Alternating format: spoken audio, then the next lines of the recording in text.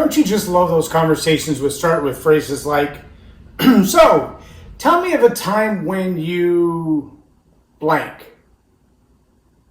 Or tell me of a time when you, and they give you this very specific kind of requirement or expectation that you already know is going to be part of the job detail.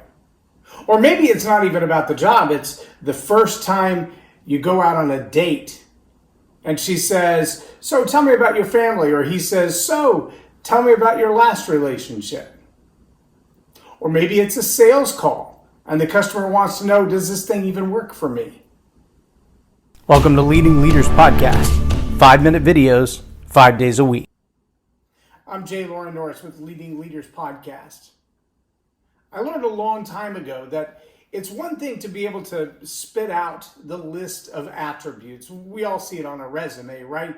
This is the job I had, this is the title I had, this is what they paid me. Maybe you don't put that on there, but these are the tasks that I did. I did this and this and this and that, and they're like little bullet points. A lot of times in an employee evaluation, it's almost like a checklist. It's like, showed to work on time, turned in their paperwork on time, did the tasks they were assigned on time, didn't start any fights at work, got along with everybody they were supposed to, and met their sales objectives. Check, done, good, move on. But if you expect to have a standout reputation, if you expect to be recognized as a little bit different in the interview, or in the evaluation, or on the first date, or on the sales call, or in today's world, on a Zoom call, on an interview, a media interview, the opportunity to really stand out sometimes rests in the ability to be a little bit different, the ability to be transparent, authentic, and vulnerable without making yourself look like a fool. Now, I know there are a lot of people who would say, look, I don't need any help learning how to tell stories from my own life. I already do that. Maybe you should go back and watch yesterday's video and read yesterday's article, because there are a lot of people who will just share something off their heart and then later find out that their heart and their mouth together betrayed them. That something came out of their mouth that they hadn't really planned on saying, and oh my gosh, now it's out there. And like Seinfeld said, that there's that speech bubble in the air, and it's like you can see the words as they're escaping your mouth and your mind, and you realize at this point you cannot take them back. They're out there. They're going to damage your reputation. They're going to damage your relationships. They might even bring a halt to a lot of things you have underway. If you think I'm kidding, just take some time and go back over the last, say 5 years, and do a YouTube search or a Google search on how many celebrities or news anchors or sportscasters have completely lost their career over something that came out of their mouth. And you would think, seriously, you would think of all the people in the world who would be able to predict and control the words coming out of their mouth, the thoughts coming out of their head, the expression of their heart. It would be people who on a regular basis have a camera in front of them. But if they're not skilled enough for the brain-mouth filter to work fast enough to save their own careers, is an amateur going to be?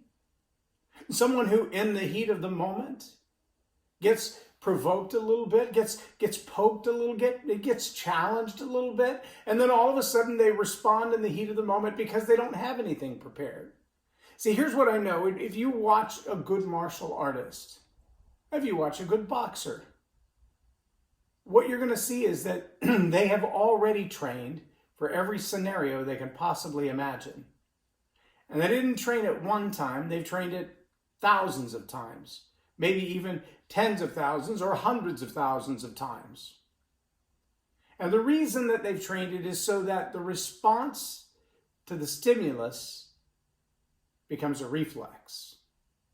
And the reflex is already perfected. See, when you study StoryPower, what you understand is that StoryPower is a read-write program. It not only tells about the history of who you are, not only reveals the things that you've experienced, it allows you to bring those experiences to the table in a way that people might say, wow, I never knew you were capable of that. I never knew you'd been through that. I never knew you understood that. Because it's not on your resume. Nope, it's not. It didn't show up in your dating profile that all of these things were in your life experience. But man, they're so valuable and so rich and so powerful. Story power is about learning the craft of understanding how to bring that history up in such a way that it's vulnerable, that it's authentic, that it's transparent, but that it doesn't destroy you in your reputation or your career. But Story Power is also a write program. It doesn't just read the past events.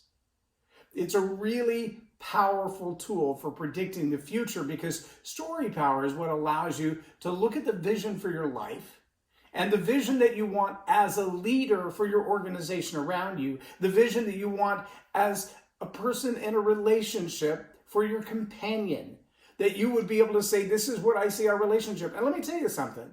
I had a conversation with somebody the other day. I think I've said that right here on this talk, that 29 years in, they were looking back going, no, it wasn't a 29-year marriage that failed. It was a disaster in the first 5. We just wouldn't let that dead horse die.